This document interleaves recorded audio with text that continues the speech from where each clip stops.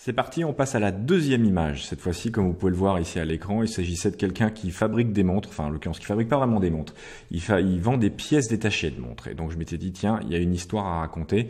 On va lui coller des montres sur le poignet, on va prendre son outil de travail, en l'occurrence cette loupe qu'il utilise pour regarder les pièces détachées. Une grosse montre Ikea qu'on a pu décrocher du mur et donc on avait quelque chose à raconter en quelques minutes. Voilà, donc dans Photoshop, ici vous allez voir, je vais rajouter un nouveau calque.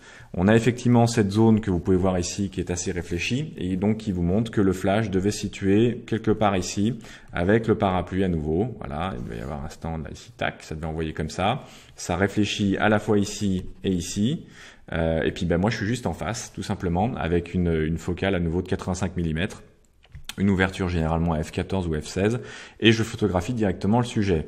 Alors contrairement à l'autre photo que vous avez pu voir au début, il y avait beaucoup de choses en arrière-plan, on était dans un salon, j'avais très peu de temps donc j'ai monté ça à toute allure et donc on a effectivement beaucoup d'éléments qui apparaissent derrière. Là on voit des rideaux, on voit des plantes, il était sans doute assis sur un tabouret de mémoire, enfin donc voilà, ça a été fait dans la précipitation, on a mis quelques montres sur le poignet, on a fait les photos en 3-4 minutes, j'ai fait 5-6 clichés et j'ai obtenu ce résultat. Enfin en tout cas le résultat que vous voyez à l'écran. Et donc maintenant il va falloir le retoucher dans Lightroom, puis dans Photoshop pour obtenir à nouveau l'image dont je vous parlais tout à l'heure, un portrait en noir et blanc qui garde à peu près les mêmes paramètres que ce qu'on a fait pour la personne qui a été photographiée avec son véhicule.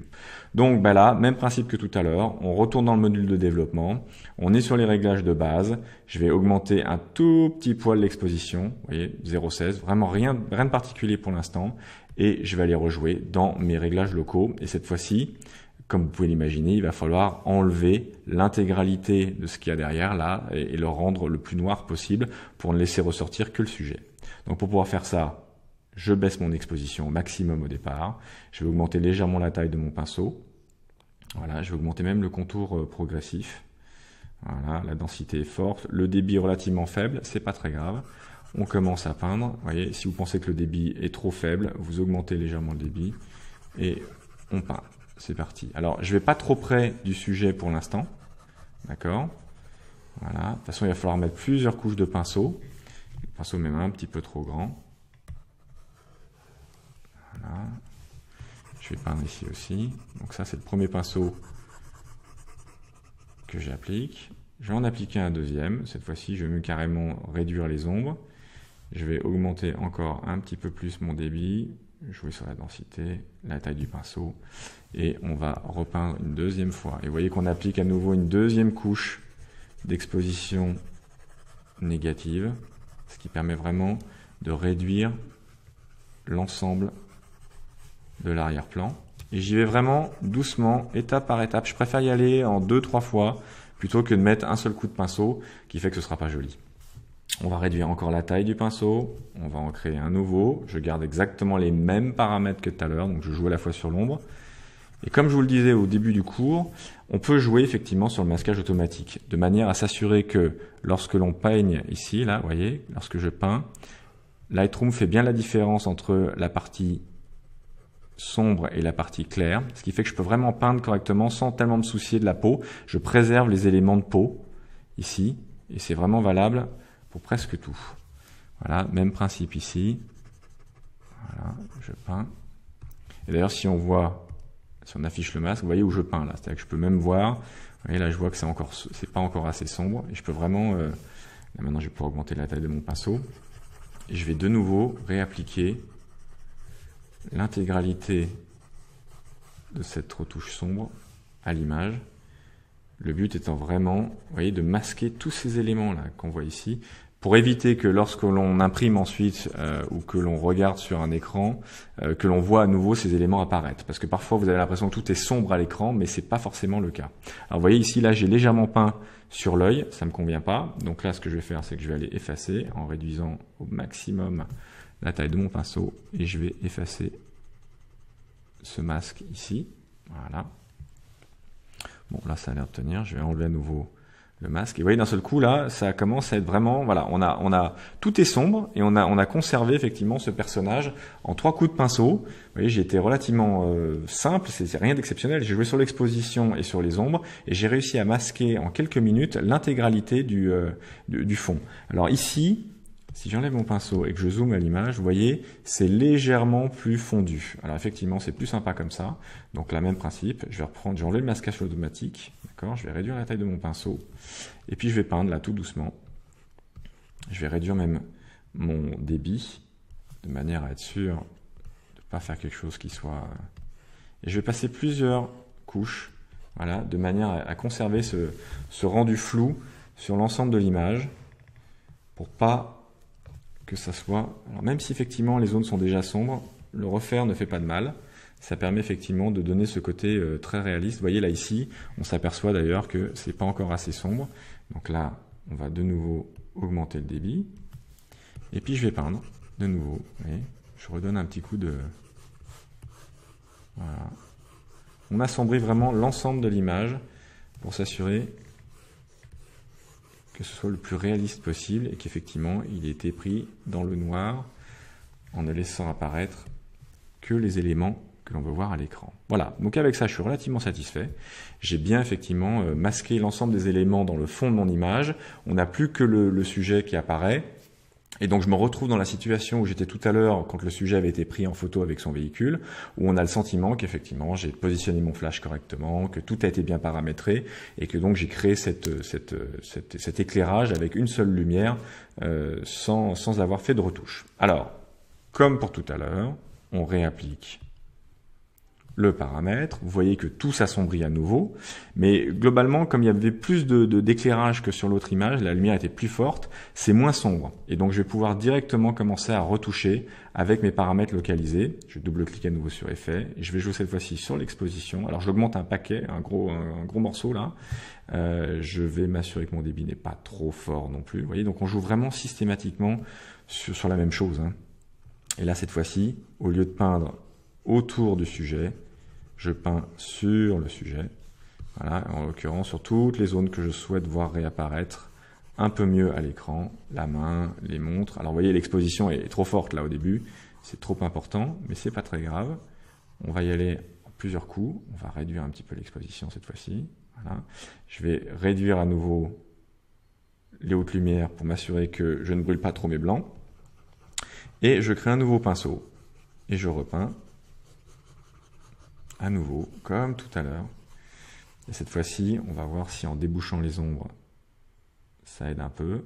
Oui, ça va me permettre de réduire à nouveau mon exposition légèrement. Je vais refaire un nouveau pinceau, et c'est reparti pour un tour. On continue comme ça. Vous voyez, on débouche bien les ombres de la montre. Ici aussi. Là aussi. Le visage à nouveau. La loupe. Un petit peu le pull. C'est encore trop fort au niveau de l'exposition, donc je réduis l'exposition. Je débouche de nouveau les ombres, je réduis légèrement les hautes lumières. Voilà. On va en refaire un dernier. Et cette fois-ci, je vais uniquement travailler sur le débouchage des ombres, de manière à bien voir les cadrans de montre.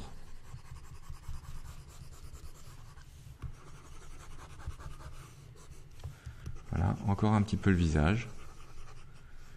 Vous voyez, si j'applique, si on veut voir où j'ai peint, voilà, vous voyez, j'ai vraiment peint sur vraiment les parties claires. Je pourrais éventuellement déboucher encore un peu les ombres au niveau des mains, là. Voilà. Et puis, dernier point, c'est nouveau. J'enlève tous les effets. Cette fois-ci, je vais jouer sur la clarté. La clarté, pourquoi? Parce que je voudrais donner un peu plus d'éclat aux éléments métalliques qui sont dans l'image. Donc là, pareil, je vais peindre systématiquement sur ces éléments-là, de manière à donner un petit peu plus de patate. Et donc, vous voyez, ça, c'est l'image, une fois qu'elle est sortie du boîtier, et sur laquelle on a appliqué le paramètre noir et blanc.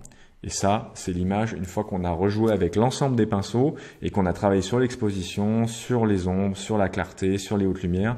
Donc, vous voyez, l'impact est vraiment important.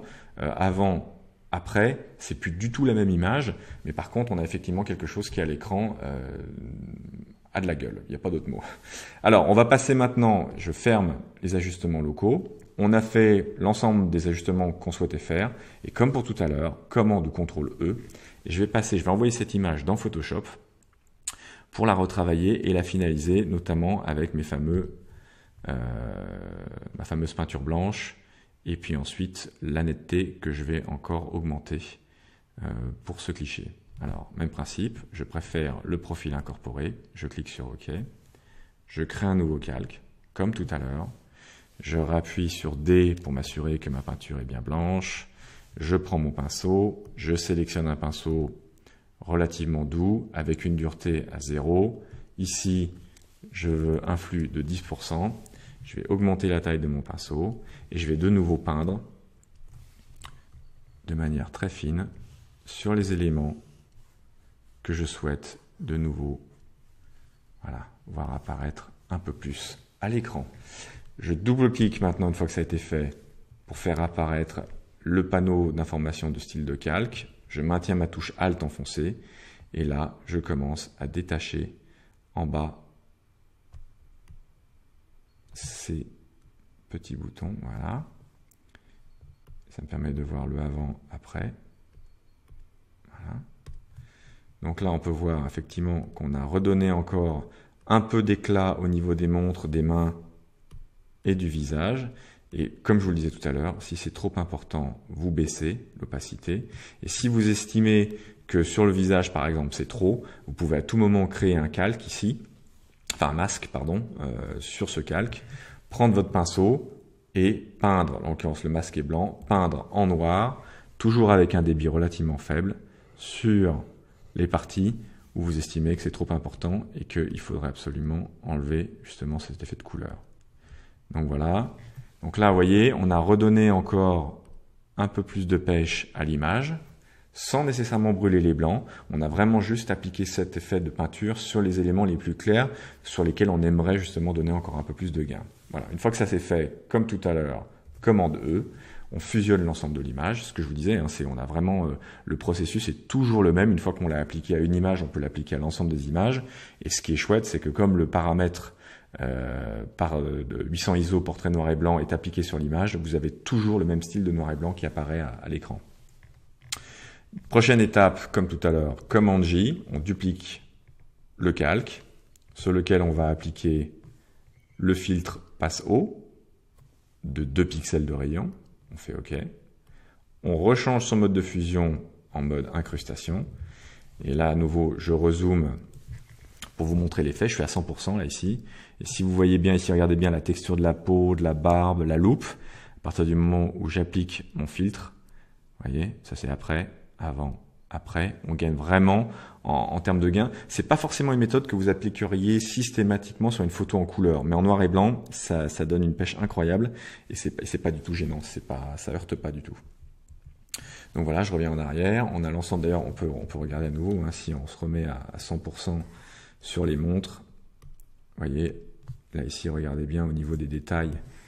Ici, là, toute cette partie là ici, avant, après, même au niveau du bracelet de la montre, l'effet est relativement saisissant. Voilà. Donc je reviens à 100%, je refusionne les calques en faisant commande E, et il ne me reste plus que maintenant à faire comme tout à l'heure pour un passage sur le web. 2000 pixels, bicubique dégradé lisse, ça n'a pas changé.